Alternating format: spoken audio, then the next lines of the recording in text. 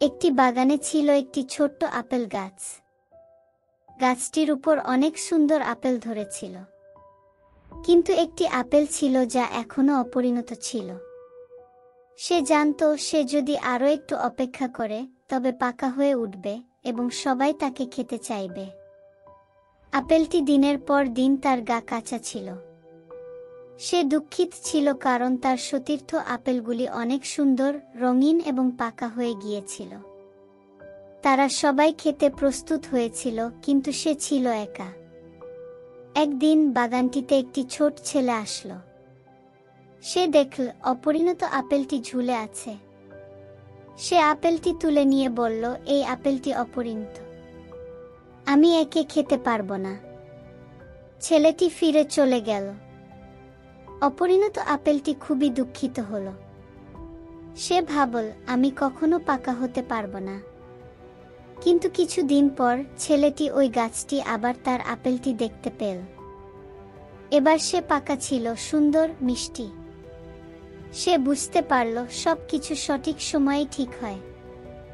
সবকিছু সঠিক সময়ে সেরা হয়, এত তাড়াহুড়া করতে হয় না। একটি গাছের উপর একটি ছোট আম ঝুলছিল। সে জানত একদিন সে খুব মিষ্টি ও রঙিন হয়ে পাকা হবে।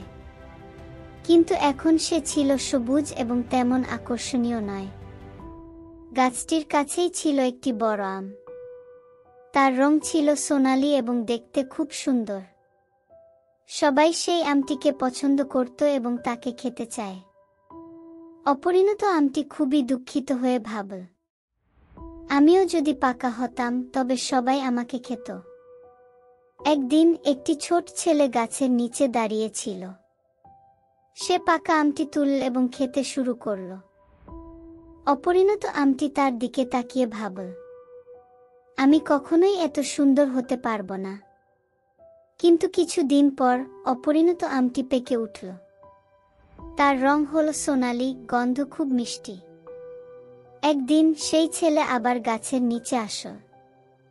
সে সেই পাকা আমটি তুলে নিয়ে বলল, এটা খুবই মিষ্টি। অপরিণত আমটি বুঝতে পারল সঠিক সময়েই সে তার মূল্য পেয়েছে।